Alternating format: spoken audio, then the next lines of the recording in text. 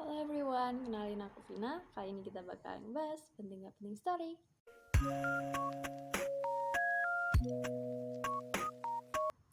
Oke, jadi sesuai judulnya, kita mau ngebahas tentang salah satu negara terkaya di dunia, yaitu negara Qatar, yang terletak di kawasan Timur Tengah. Jadi buat kalian yang nggak tahu negara Qatar ini terletak di tengah-tengah antara sebelah selatan itu Arab Saudi dan sisanya itu adalah Teluk Persia. Jadi nanti aku bakalan kasih gambarnya di sini. Jadi kali ini kita mau ngebahas tentang fakta unik negara Qatar. Selain itu kita juga mau ngebahas tentang permasalahan yang ada di negara Qatar. Ngebahas tentang awal mula negara Qatar sebelum mendapatkan kekayaan alam yang luar biasa. Langsung aja kita ke cerita pertama, yaitu tentang fakta unik negara Qatar. Oke, jadi fakta unik yang pertama, negara Qatar itu merupakan negara teraman di dunia. Jadi ini berdasarkan indeks kejahatan Numbeo. Buat kalian yang penasaran, apa sih itu indeks kejahatan Numbeo? Numbeo ini merupakan situs web yang isinya itu kumpulan data dari berbagai negara. Jadi setiap negara itu bebas buat ngupload tentang apa aja tadi? Polusi, kesehatan, lalu lintas, dan tingkat kejahatan. Jadi, menurut indeks kejahatan di situs web Numbeo ini, negara Qatar menduduki sebagai salah satu negara teraman di dunia selama 6 tahun. Dan puncaknya itu dari 2015 sampai 2019. Selain itu, geografis dari tempat negara Qatar ini sangatlah aman. Peluang terjadinya gempa bumi di negara Qatar itu cuma 0,1%. Jadi siapa nih yang mau pindah ke negara Qatar? Fakta unik nomor 2 yaitu mudah mencari pekerjaan. Berdasarkan beberapa artikel yang aku dapat dari internet, satu orang mahasiswa yang baru saja lulus, mereka akan ditawari sekitar 5-20 pekerjaan. Oke, fakta unik nomor 3 yaitu bahan bakar yang murah. Berdasarkan data 2017 lalu, harga 1 liter bahan bakar bensin di Qatar itu harganya 1,7 rial. Kalau di kurs rupiah tahun ini atau sekarang, harganya itu 6.500 rupiah. Sedangkan untuk harga solar harganya 1,55 rial atau setara dengan 5.900 rupiah. Jadi negara Qatar ini merupakan negara dengan bahan bakar murah di dunia, termurah di dunia. Indonesia kalau nggak salah di urutan 9, kalau Qatar aku lupa 5 atau 6 gitu.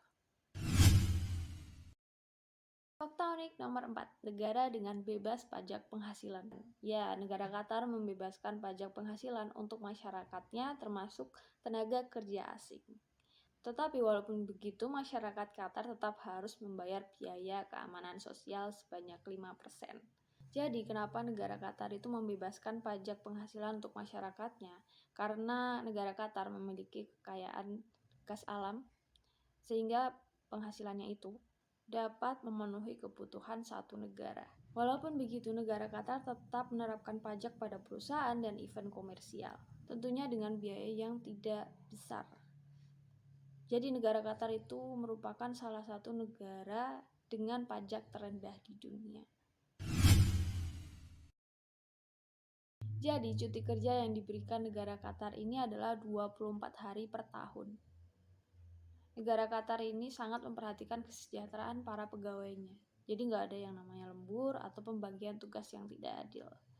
Semua tugas adil, gaji yang dibutuhkan juga mencukupi untuk para masyarakat Qatar.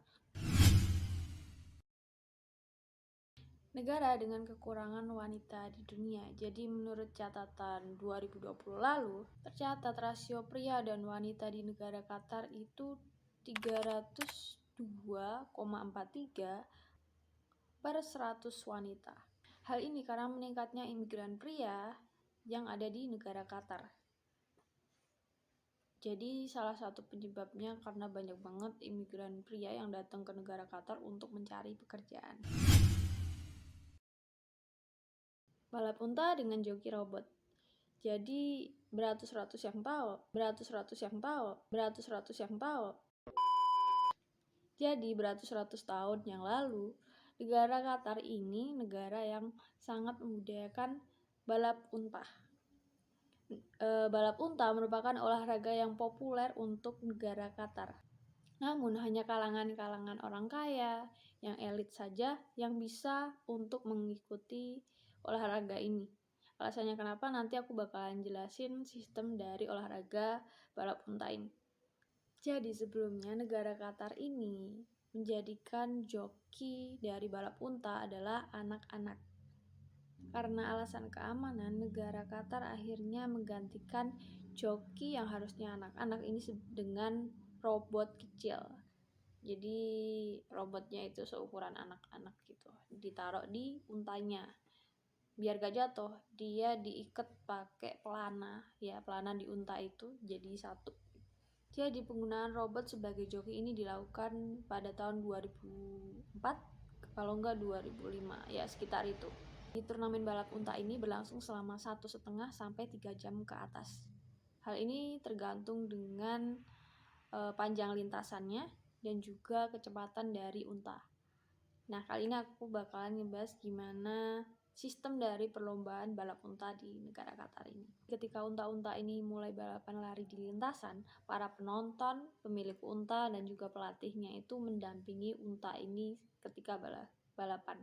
Jadi di depannya itu jalur untuk balapan si unta, dan di sampingnya itu tempat jalan raya untuk mobil-mobil dari para pemilik, pelatih, dan juga penonton untuk melihat untanya berlomba.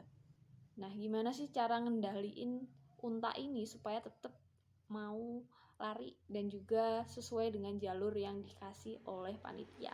Di atas unta ini kan ada robot. Nah, robot ini dilengkapi dengan fitur suara dan juga disambungkan dengan alat khusus kalau nggak salah, melalui remote dari para pemilik itu, melalui robot akhirnya ke unta. Jadi bisa diarahin gitu. Buat yang belum tahu, dulunya negara Qatar ini merupakan negara yang miskin. 1 abad yang lalu, berarti 100 tahun yang lalu. Mata pencarian dari masyarakat Qatar, khususnya masyarakat di Doha, itu adalah bermata pencarian nelayan. Jadi para nelayan ini mencari mutiara untuk kemudian dijual.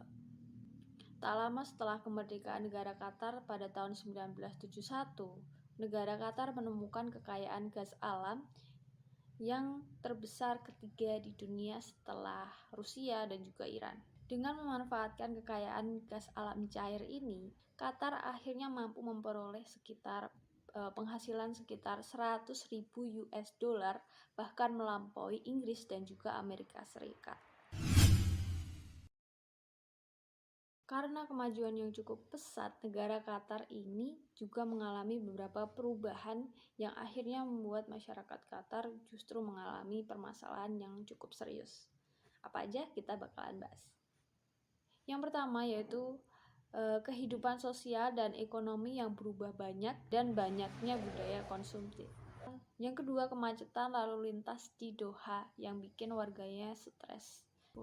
40% pernikahan di negara Qatar berakhir dengan perceraian. Lebih dari 2/3 warga di negara Qatar, entah itu dewasa maupun anak-anak, mengalami kegemukan. Yang kelima yaitu kedekatan antar keluarga yang semakin renggang. Oke, itu dia ringkasan tentang fakta unik, permasalahan, dan juga asal-usul di negara Qatar. Menurut kalian mana yang paling menarik? Thank you udah nonton video ini sampai selesai. Dan video berikutnya aku bakalan bahas tentang sejarah masuknya kopi di Indonesia. Jadi tunggu ya. Oke, see you the next video. Bye-bye.